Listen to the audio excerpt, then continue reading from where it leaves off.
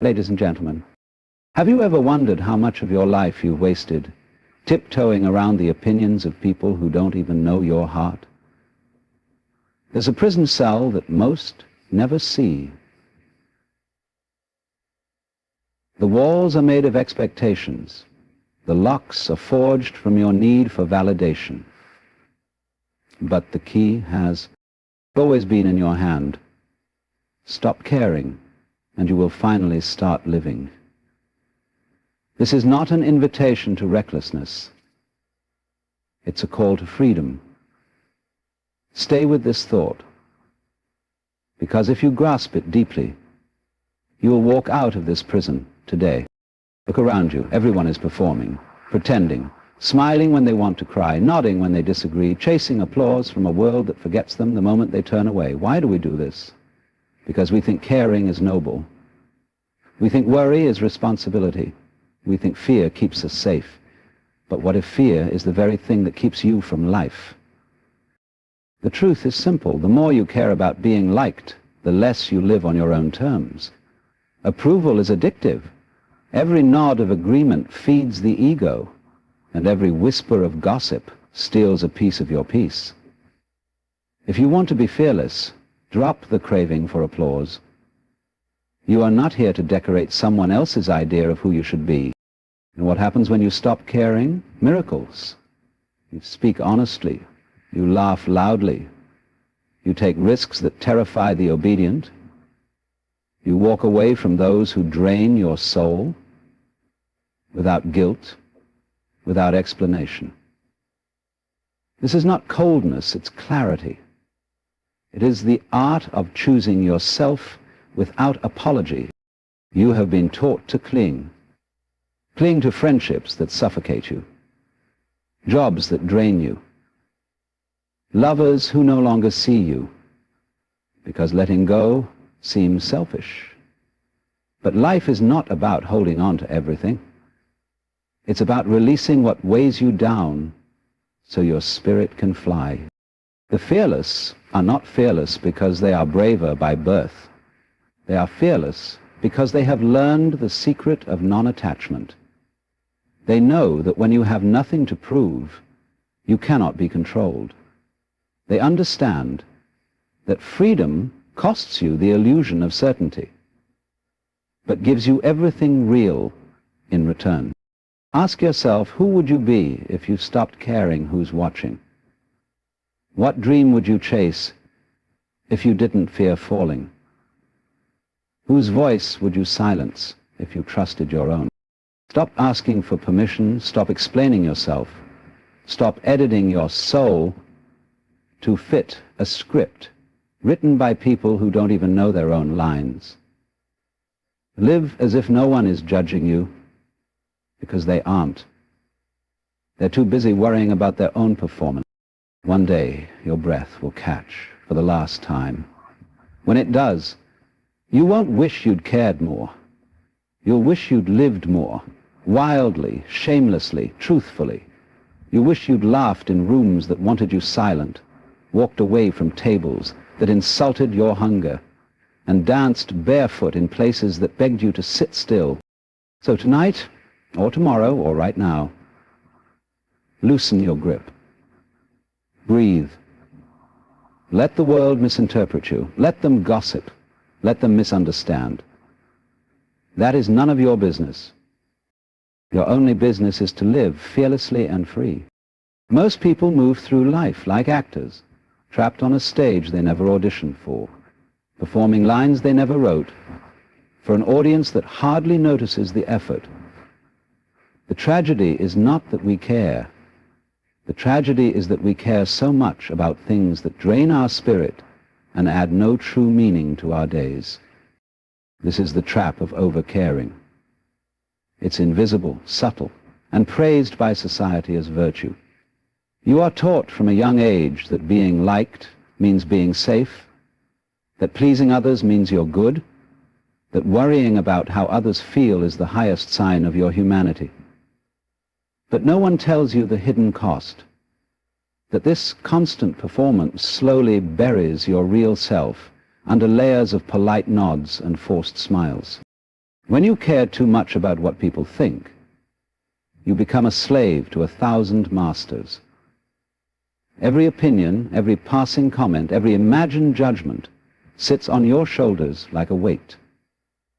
You replay conversations in your mind, wondering if you said too much or too little, or the wrong thing altogether.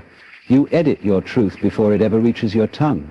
You hold your laughter when it wants to burst out, lower your voice when it wants to roar, and calm your passions because someone somewhere might not approve of your fire. You become a shell, moving, breathing, but not truly alive. Think about it. How many times have you bitten your tongue when you should have spoken up? How often have you stayed in places that felt cold to your soul just to avoid upsetting the delicate balance of other people's comfort? How much of your creativity, your uniqueness, your hidden wildness has been buried under the fear that someone might raise an eyebrow or whisper your name behind your back? The irony is that people will always have something to say. Your silence will not protect you. Your compliance will not earn you love that is real.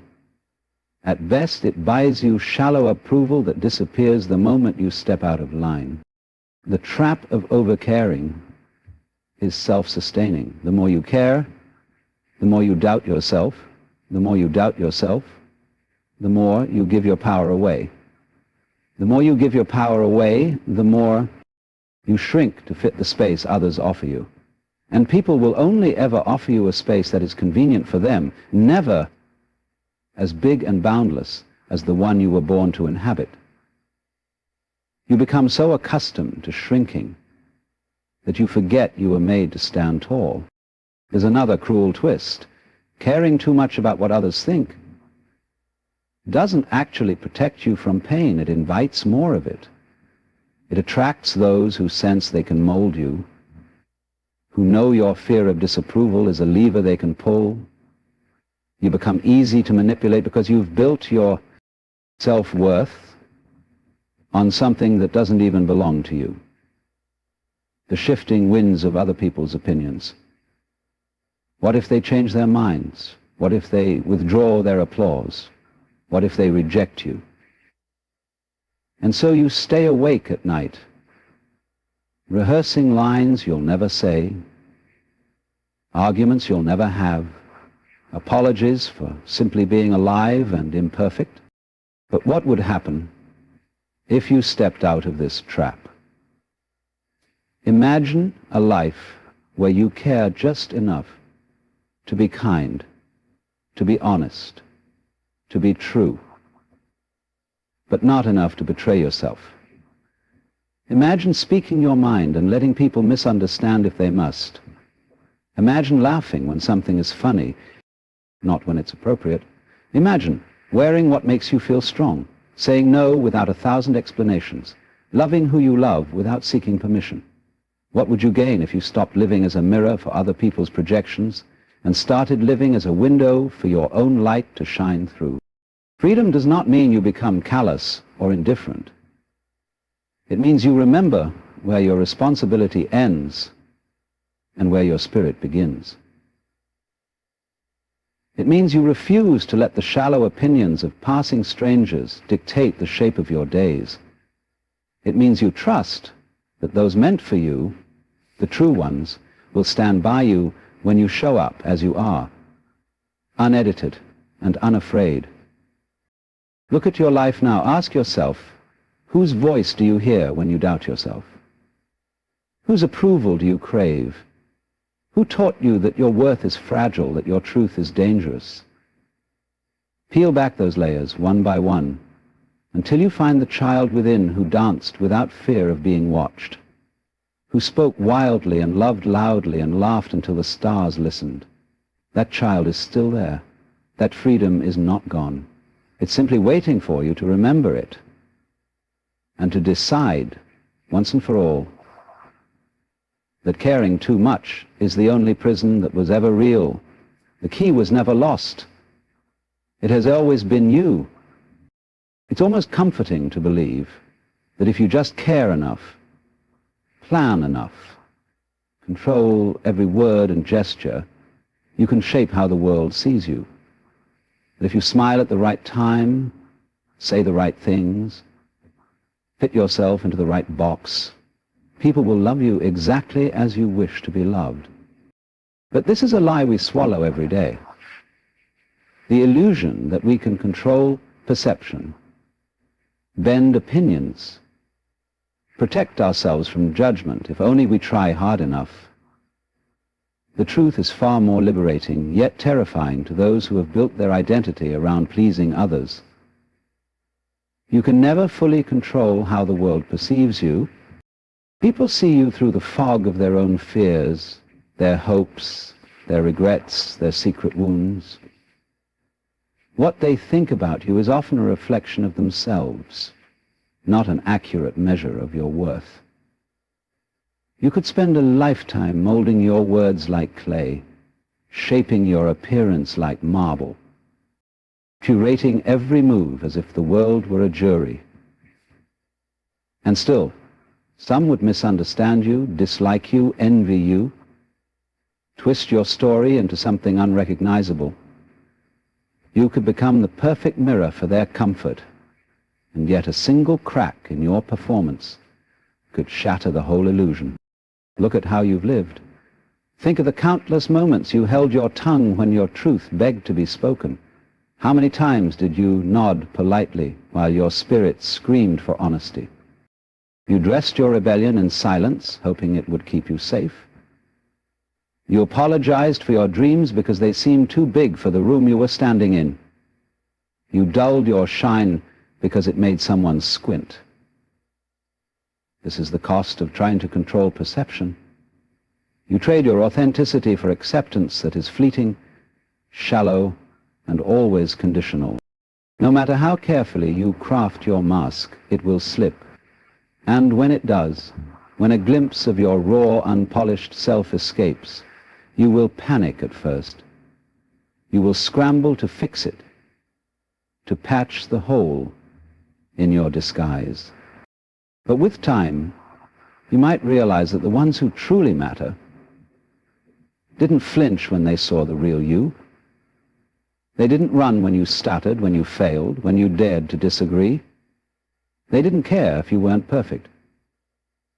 They cared that you were real. The illusion of control makes you a prisoner to endless anxiety. It keeps you second-guessing every word in your throat. Should I say this? Should I hide that? Will they still like me? It teaches you to live outside yourself, monitoring reactions, measuring smiles, collecting crumbs of validation. You become exhausted by the tightrope act, by the fear that if you slip, you'll lose everything. But what is this everything? Whose love is it that demands your self-betrayal in return? Whose respect hinges on your silence and compliance? The day you stop trying to control how others see you is the day you set yourself free from this performance. You learn to stand firm in who you are, knowing that misinterpretation is inevitable. Not everyone will understand you, and they shouldn't. Some will love you for the exact same reasons others resent you. Some will find your freedom threatening because they're still shackled to their own illusions. Some will project their insecurities onto you and call it truth. Let them. There's a deep relief in realizing that you never had control anyway. Once you accept this, you reclaim the energy you spent polishing your mask. You can pour it back into your life, your passions, your work, your laughter, your restless dreams. You can speak without rehearsing every syllable. You can walk into a room without scanning for approval. You can say no without explaining your entire soul. You can disappoint people who expect you to play small and still sleep peacefully at night. The irony is that when you stop trying to manage perception, you become magnetic to those who crave what you have. Freedom. People who are tired of masks will recognize your bare face and find courage to show theirs too. Your honesty will make some uncomfortable, yes, but it will awaken others. And your life will become a sanctuary for truth, a place where people know they can come as they are, because you dared to do the same. Release the illusion. Let go of the exhausting need to be understood by everyone. Let your contradictions stand naked in the sun. Let your flaws breathe. Trust that what is real will remain, and what falls away was never truly yours. You are not here to be a puppet dancing on strings of other people's opinions. You are here to be a wild, unedited story written by no one's hand but your own. In the end, there is no greater freedom than the freedom to be seen as you truly are, and to remain unafraid when you are. Freedom is a word we toss around so easily, yet so few truly taste it. For most, it's a concept, an idea dressed up in slogans and symbols, a distant promise pinned to the future or to a change in circumstances. But freedom is not something you find on the outside. It is born, nurtured, and guarded in the unseen corners of your own mind. Freedom is not insidious. It's not there. It requires no explanation, and woven from your own thoughts, your fears, and most insidiously, of everyone's fears, but spiritually limited and contained. If you stand quietly and listen, you'll hear them, those voices, not your own, whispering how you should live. Be polite, be agreeable, make no waves. Achieve, but don't brag. Succeed, but don't stand out too much. Love, but not too wildly. Speak, but only when spoken to. Your freedom slips away not in grand moments of oppression, but in the small, daily betrayals of yourself. Each time you choose to swallow your truth, to keep the peace, each time you hide your dreams because they feel too foolish to name out loud, each time you bend yourself to fit an image someone else painted for you, another piece of your freedom dissolves into the quiet. But the beauty is this: the key to reclaiming it was never lost. It sits right where it always was, inside your mind. When you drop your grip on needing approval, when you finally tire of performing, when you let go of the tight fist around your reputation, freedom rushes in like fresh air into a stifled room. It's not that the world suddenly changes. It's that your mind does. And once your mind tastes freedom, the world must follow. It's strange how we believe that to be free we must fix the world first, change the people around us, win them over, convince them to see us a certain way.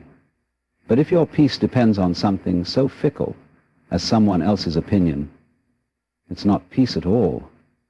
It's a bargain you're bound to lose.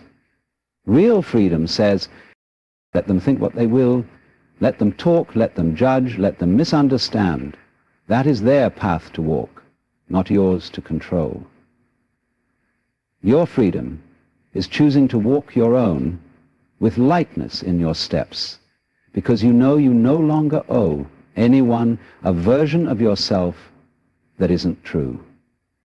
When you stop asking for permission to exist as you are, the world suddenly becomes wider. Doors you never noticed swing open.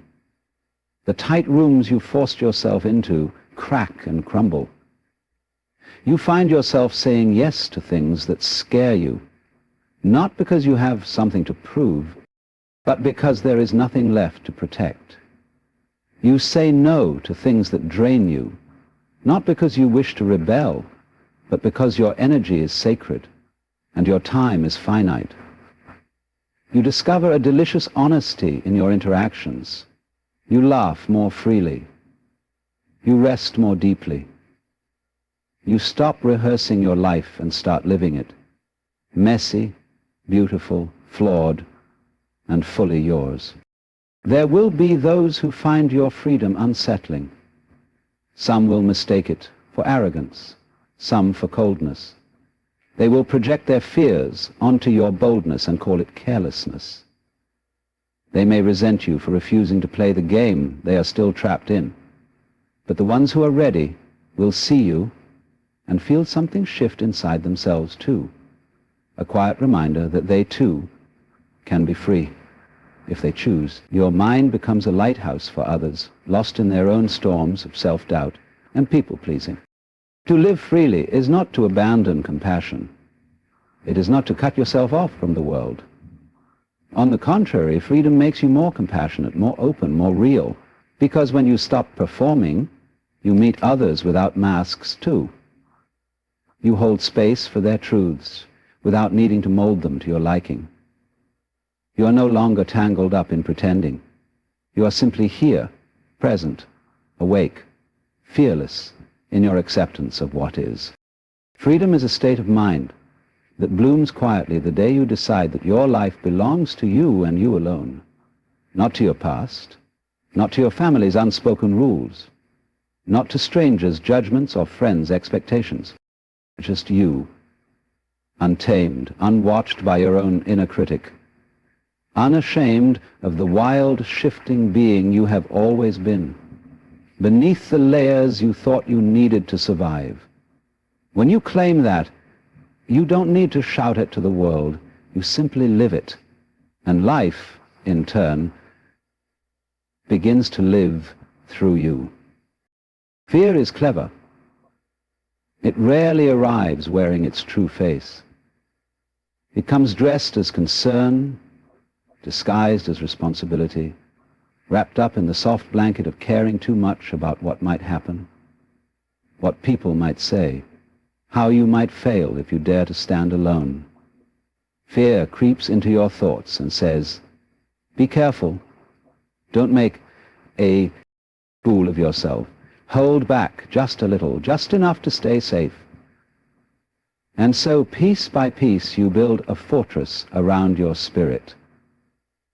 You convince yourself that caution is wisdom, that shrinking yourself is humility, that staying small is just being realistic. But the cost is your aliveness. What most people never see is that fear doesn't dissolve through brute force. You can't will it away by clenching your fists or repeating hollow affirmations while secretly trembling inside. Real fearlessness is not the absence of fear. It is what grows naturally when you no longer tie your worth to the judgment of others. When you stop caring about being mocked, rejected, misunderstood, you become untouchable in a way that no amount of pretending can fake. Look at the times you were truly bold. Maybe it was when you laughed too loudly in a quiet room, or spoke your truth even when your voice shook, or made a choice that no one understood but you. Did you notice how light you felt afterward? That sudden sense of spaciousness inside your chest? That was fearlessness, bubbling up, the instant you released your grip on other people's approval. This is the quiet truth. The chains of fear are forged from your need to be accepted. You hold them in place yourself day after day, tightening them every time you overthink how you appear, what you said, what you should have said differently. You walk through life editing yourself before the world. It even has a chance to judge you. You worry you'll look foolish. You'll be too much. You'll be too little. You'll make mistakes too publicly, so you play it safe. At work, in love, in your art, in your words, you keep your head down and your dreams quiet. But inside you, something wild claws at the walls you built for it. The moment you stop caring if they approve is the moment the door swings open. suddenly fear loses its grip. Because what can it threaten you with if you no longer need to be seen a certain way? What power does fear have over a mind that knows it can stand alone, unpolished and imperfect, yet still whole? Consider this. Who taught you that you had to be so careful all the time? Whose voice echoes in your mind, warning you not to draw too much attention, not to take risks, not to be so bold? Maybe it was a parent's worried sigh, a teacher's dismissive laugh, an old friend's jealous criticism. But all of those voices are ghosts. They do not own you now, unless you keep repeating their words inside your head. Fear thrives on your attention. It feeds on the stories you tell yourself about who you must be to deserve love. The moment you choose to stop feeding it, when you say, let them misunderstand, let them laugh, let them think what they want, fear begins to starve. What grows in its place is not reckless abandon, but an inner sturdiness, a calm knowing that you are free to try, to fail, to try again, free to be misunderstood, free to succeed in ways that make others uncomfortable, free to live outside the invisible fences that fear builds when you care too much. And this is why so many people envy the ones who seem fearless, the ones who speak without trembling, create without waiting for permission, love without holding their breath. What they don't see is that these people are not braver by nature. They have simply made peace with being judged. They have accepted that fear is nothing more than the leftover echo of needing to be liked. They have found that once you no longer barter your soul for acceptance, life expands in every direction. Hey, we are in times of panic. Life expands in every direction. If you look at it as expansion, life expands in every direction. When you stop caring about being perfect, you make room for play. When you stop needing every step to be flawless, you take bigger steps. When you stop worrying if you look foolish, you try things that scare you, and learn that failure is just another word for growth. Slowly, your life begins to reflect your inner courage. You meet yourself at the edge of your comfort, and instead of turning back, you smile and step forward. If you want to become fearless, don't fight your fear directly. Look instead at where you are still begging for approval. Where are you asking permission to be yourself? Where are you shrinking to keep the peace? See those places clearly, and then piece by piece loosen your grip. Fear doesn't stand a chance when you have nothing left to prove. The day you realize that is the day you finally become free. Most people wander through life wrapped in layer after layer of masks, each one crafted to please a different audience: family, friends, lovers, bosses, strangers passing by. They become so skilled at wearing these masks that they start to believe they are the mask. They confuse the carefully curated image with the wild, unfiltered self buried somewhere underneath. The tragedy is that many live their entire lives this way, known by everyone, yet deeply unseen even by themselves. And they call it living. But to live authentically is to dare to strip it all back and stand naked in your truth, even when it terrifies you. Like the moment you decide to stop pretending is the moment you truly begin to live. For the first time, your words match your thoughts. Your actions align with your values. Your days reflect the shape of your soul, not the mold someone else poured for you. There is a rawness to it, a beautiful, trembling rawness, because when you drop the mask, you open yourself to misunderstanding, rejection, even ridicule. But you also open the door to genuine connection with people who see your real face and say, I see you, and I'm not going anywhere. Most fear authenticity because they think it means being reckless, rude, or selfish. They mistake truth for cruelty. But authenticity is not about spilling your heart everywhere without care. It is about refusing to twist your essence for approval. It is about speaking when silence would betray your spirit and remaining silent when words would only serve your ego.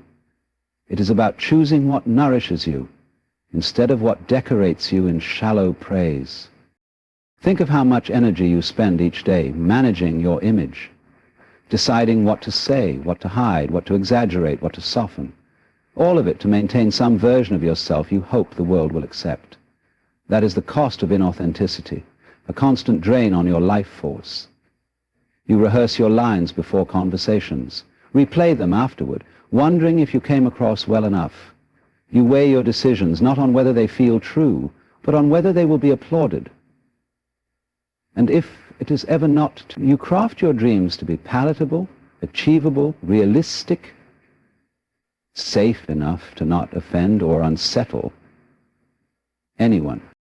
But there is a quiet agony in living this way. The longer you wear the mask, the heavier it becomes. You begin to forget what your own voice sounds like beneath the noise. You wonder why you feel lonely in a room full of people who claim to love you. But they don't really love you. They love the mask. And that emptiness can't be filled by more applause, more followers, more praise. It can only be filled by the simple, terrifying act of living as you are, flaws and all. The day you choose authenticity is the day you start a quiet revolution within yourself. It might begin small, saying no when you mean no, saying yes when you mean yes, telling the truth when a lie would be easier. It might mean walking away from rooms that expect you to shrink, conversations that demand you bend your truth into polite shapes. It might mean standing alone sometimes, because the cost of pretending is too high. So when you live authentically, something remarkable happens. The right people find you. The ones who resonate with your unpolished truth gather closer, drawn by the warmth of your honesty. They don't need you to be perfect. They don't need you to hide your contradictions. They don't punish you for changing, for growing, for shifting direction when your spirit demands it. They know how to hold you in your wholeness because you dared to show it to them. Authenticity also frees you from regret. You no longer have to look back on conversations and wish you'd spoken up. You no longer wonder what would have happened if you'd chosen your own path instead of the safe one laid out by someone else's fears. You taste the sweetness of being able to look yourself in the mirror and know you did not abandon yourself to be liked. That is the quiet triumph that no applause can match. Live as you are, boldly, gently, imperfectly. Let your laughter be real, your grief honest, your anger righteous when needed, your silence sacred when called for. Drop the mask and trust that you were never meant to be everyone's cup of tea. You are here to be wholly yourself, to stand firm in the storm of opinions and know you will not be washed away. In that brave surrender to your own truth, you discover what most people spend lifetimes chasing, a life that is truly yours. And that is where living begins. Most people don't even realize the prison they're living in because the walls are invisible, made not of stone or steel, but of silent expectations. Expectations that whisper how you should speak, who you should love, what you should do with your precious days on this earth. They begin early, planted by family, nurtured by teachers, enforced by peers, amplified by strangers, and you accept them without question, because to question them feels dangerous, like pulling at a single loose thread that might unravel your entire sense of belonging. But somewhere deep inside you know something is wrong. You feel it as a restlessness, an ache, that says, this is not all there is. Society's expectations are subtle, yet they govern more of your life than any law ever could. They tell you how success should look, who you're supposed to impress, how much money you need to earn, what milestones you should reach, and when. They decide what dreams are acceptable, what desires are respectable, what mistakes are forgivable. They hand you a script before you're old enough to know you're allowed to write your own. And because everyone around you is reading from the same script, you rarely pause to ask if the story is any good. But look closer. Most anxiety, most inner conflict comes from trying to measure up to these invisible standards. You might think your stress is about work, about relationships, about not having enough time, but beneath that is something deeper. The quiet terror of disappointing the roles you were given. A silent fear that if you don't play the part well enough, you'll be cast out of the only stage you've ever known.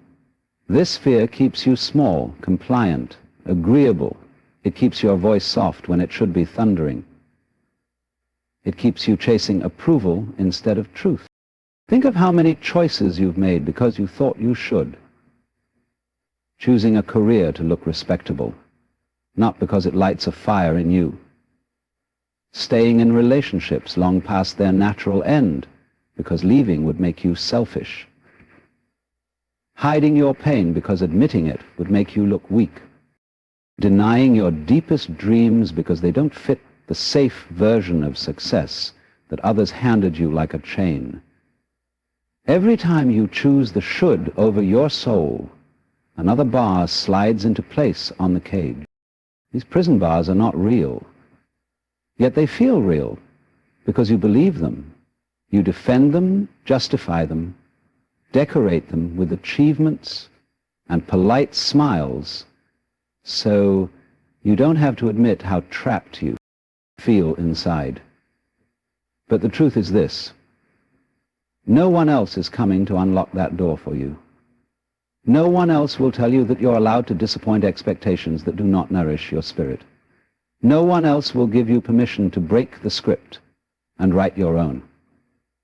That permission must come from you alone.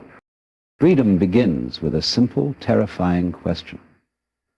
What do I want, really? Not what you've been told to want. Not what looks good on paper. Not what earns you praise at the dinner table or envy in the eyes of strangers. What does your soul hunger for? That question is your key. And it rattles the bars because once you answer it honestly, you can no longer pretend you don't see the cage. Of course, walking out isn't easy. Society will tug at you. People will guilt you. They'll call you reckless, selfish, irresponsible, ungrateful. They'll remind you of the script you abandoned, the one they're still trying so hard to follow. They'll try to pull you back into the rows of polite obedience, because your freedom exposes their fear. They may not say it outright, but your courage to live on your own terms will unsettle them, because it makes them wonder what it would cost them to do the same. But what is the cost of staying where you are? Another year drifting through days that feel like borrowed time? Another decade repeating the same patterns, numbing the ache with shallow comforts? Another lifetime spent waiting for permission that never comes?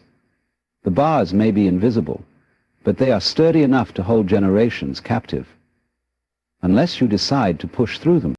Look around at these silent expectations. Name them. Question them. Challenge them. Ask yourself whose voice they really belong to, and whether you still want to carry them inside you. When you see how flimsy they truly are, you'll begin to sense the open sky beyond them. And in that sky is a life shaped by no one's demands but your own. That is what freedom feels like. Not reckless, not irresponsible, but deeply alive. And it all begins when you stop mistaking these invisible prison bars for love, duty, or safety, And remember that your life is yours alone to live, wildly and without apology. Non-attachment is a word that makes many people uneasy. They think it means not caring, being cold, shutting off your heart from the beauty and messiness of life. But this is a misunderstanding. Non-attachment does not mean you turn your back on life. It means you finally face it as it really is, flowing, unpredictable, beyond your total control. It means you stop clutching at every outcome like a drowning person clinging to driftwood, terrified that if you let go for even a moment you'll sink. The irony is that the tighter you grip, the more you drown in anxiety, resentment, and disappointment. The moment you loosen your grip, you float. Look around at how much of your suffering is rooted in clinging. You cling to how people should behave, what they should say, how they should love you. You cling to a picture in your mind of how your life must unfold. This job, this partner, this timeline. You cling to your possessions, your status, your self-permute, terrified that any crack in the armor means you'll lose who you are.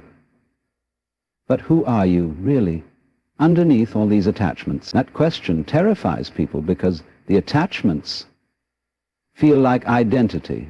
Without them, who will you be? Free. That's who. Non-attachment is not a rejection of life's pleasures or relationships.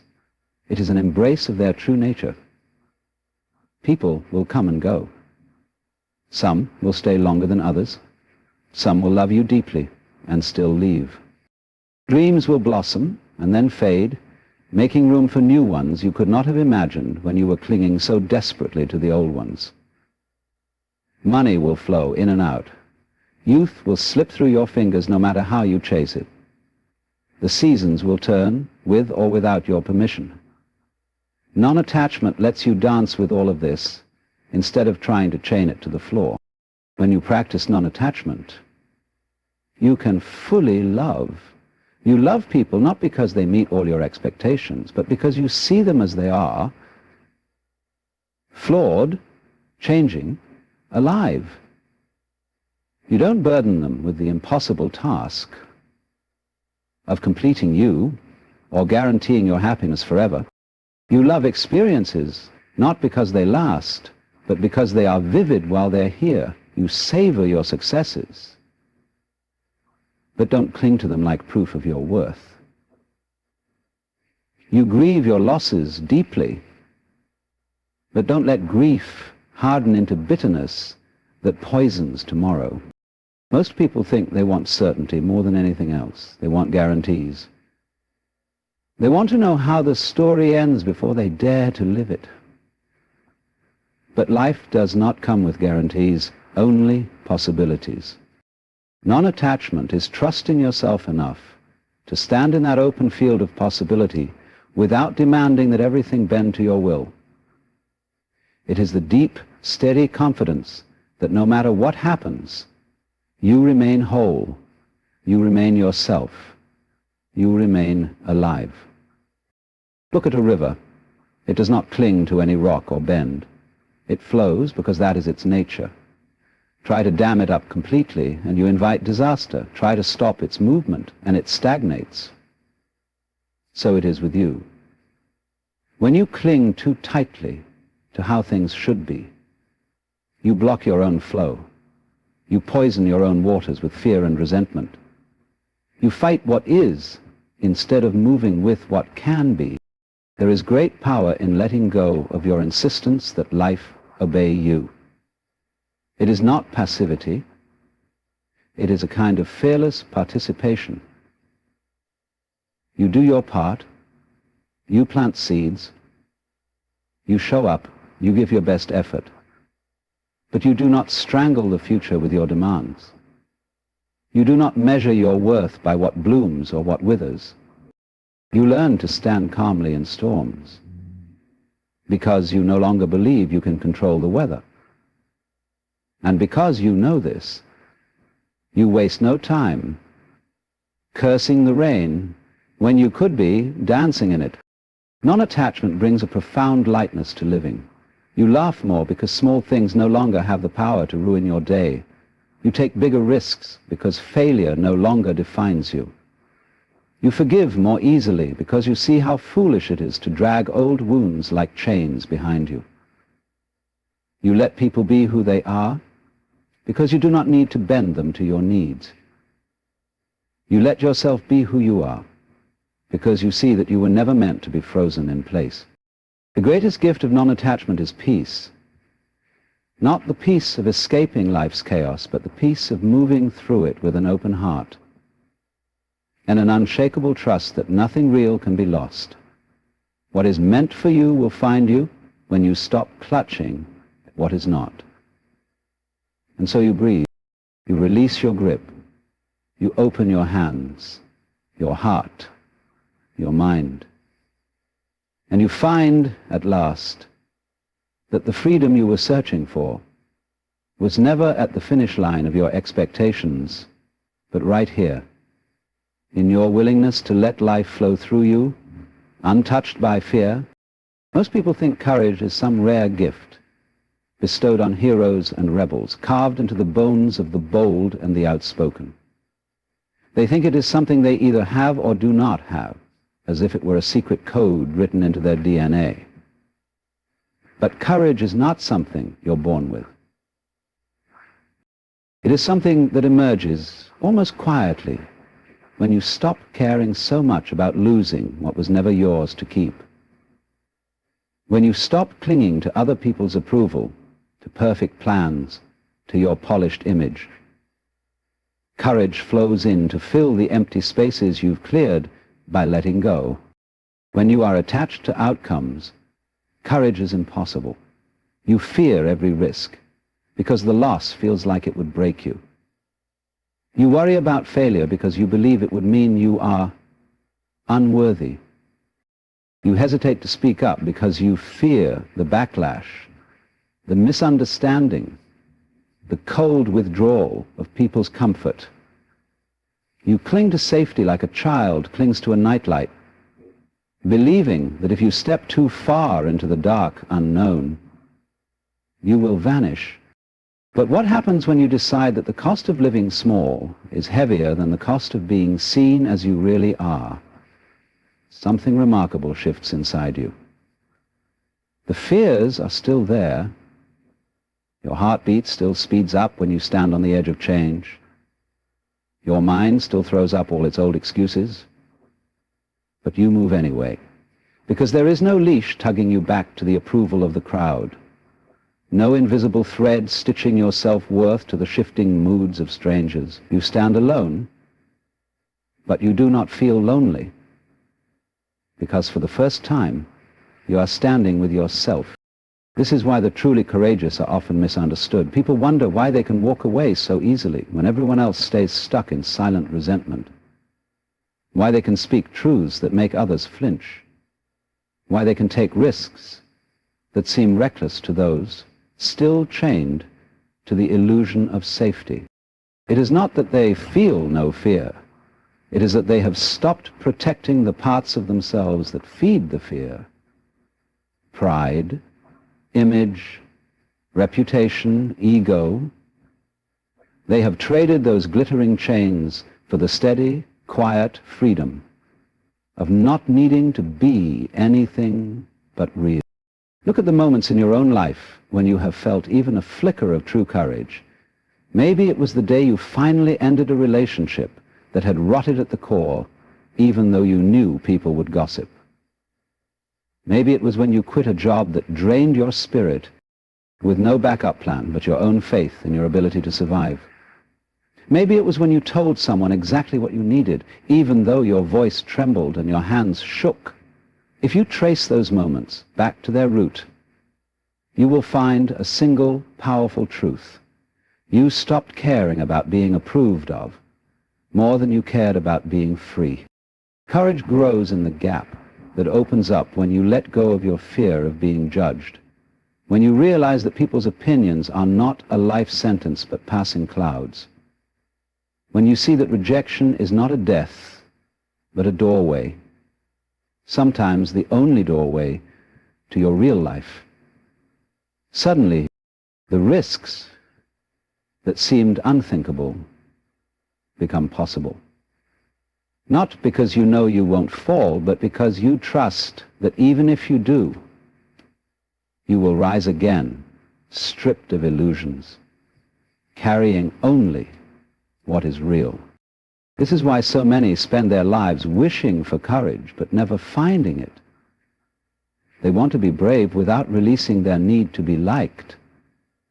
They want to speak truth, but still be praised for it by everyone. They want to stand out, but never be criticized. They want to leap, but also want a guarantee that the ground will catch them exactly the way they pictured it. That is not how courage works. It does not come when you clutch at the world's applause. It comes when you loosen your grip and decide that your soul's freedom is worth more than anyone's fleeting approval.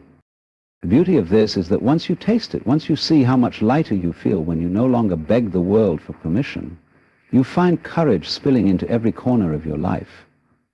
You take bigger, creative risks. You love more honestly. You say what needs saying instead of what people want to hear. You try, fail, learn, and try again. Because failure no longer feels like a verdict. It feels like proof that you are alive and daring enough to dance with life as it is. And so you become what others call fearless. But deep down you know the truth. You are not fearless. You are simply free. And freedom makes courage a natural state, not an exceptional one. It becomes your quiet companion, your steady pulse, the force that keeps you moving forward, head high, heart open, hands ready to build a life that reflects who you really are, not who you pretended to be. To live lightly is not to live carelessly. It is not drifting through your days without depth or meaning. It is not cutting all ties, feeling nothing, needing nothing. Living lightly is the art of moving through this world with open hands and an unburdened heart, knowing that to grip too tightly is to suffer twice, once in the holding and again in the losing. So many people carry life like a heavy sack of stones on their back. Each stone a worry, a regret, an old resentment, an expectation that never came true. They bend under the weight and wonder why their joy feels so far away. But you are not here to be a beast of burden for your own past. You are not here to drag old wounds behind you like proof of how much you've endured. You are not here to collect the dust of every failed plan, every bitter word spoken by someone who couldn't see your worth. You are here to live, fully, fiercely, freely. And the price of that freedom is simple. You must learn to let things fall away. To live lightly is to let go of the illusion that life owes you anything beyond this moment. So much suffering comes from replaying old hurts, rewriting old arguments, nursing old betrayals, like a fire that must be fed to stay alive. But the past cannot be changed. No amount of rumination can soften its sharp edges. When you live lightly, you do not deny what happened. You simply refuse to build your home there. You take the lesson, you take the scar, and you step forward lighter for it. It is the same with the future. People cling so tightly to what might be that they forget what is. They plan their days to the minute, chase goals like hounds on a scent trail, measure each sunrise against the one they pictured in their mind. And when reality does what it always does, surprises, shifts, undoes careful plans, they rage at life as if life had broken a promise. But life promised you nothing except change. Living lightly is the quiet, radical trust that you will meet that change as you are. Resourceful, resilient, able to bend with the wind without breaking. To live lightly is to walk into each moment with the willingness to experience it fully and let it go when it passes. Joy comes, you embrace it. Loss comes, you grieve it. Love comes, you cherish it. And when any of these slip through your fingers, you unclench your hands and stand ready for what comes next. This is not detachment in the cold sense. It is an intimacy with life so deep that you no longer fear its movement. Look at nature. It lives lightly, without effort. A tree does not cling to its leaves when autumn comes. The river does not hoard each drop of rain. The sun does not demand to hold the night back forever. There is a soft wisdom in this dance of letting go and becoming. It is only the human mind that resists this rhythm, believing it can bargain with impermanence. The result is a life so heavy with wanting that its beauty is overlooked. Living lightly also means forgiving, not for others, but for yourself. Forgiveness is one of the purest forms of releasing weight you were never meant to carry. It doesn't mean you condone what was done or invite it again. It means you cut the cord that ties you to the bitterness poisoning your own veins. You stand up, lighter, freer, no longer bound to a story that drains you. This is a rebellion few understand. To forgive not because they deserve it, but because you do. When you live lightly, you also stop making your worth a hostage to circumstances. You no longer need the world to validate your value before you feel at peace. You stop waiting for the perfect job, the perfect partner, the perfect body, the perfect plan. You understand that perfection is an anchor that keeps you from setting sail. Instead, you move with the tide, trusting your feet to find the ground under each step. This is not a denial of responsibility or meaning. In fact, living lightly gives your life more meaning because it frees you to choose where you place your attention. It invites you to pour your energy into what truly nourishes you. Your art, your connections, your quiet moments of wonder. It lets you hold success and failure with the same soft hands. It reminds you that your legacy is not the monuments you build, but the lightness you pass on. The quiet permission your life gives others to release their burdens too. And so you wake each day and ask, what can I set down today? What old story no longer serves me? What expectation feels too heavy to carry one moment longer? You breathe, you unclench, you trust. You learn that a lighter life is not an empty life. It is a spacious life, filled with possibility, with movement, with the gentle miracle of being here now, unbound, ready for whatever this wild, beautiful world brings next. When you reach the edge of all these thoughts, when you have explored why you cling, why you care so desperately for approval, why fear has held you hostage for so long, you begin to see the truth that was always waiting for you. Life was never meant to be lived as a performance.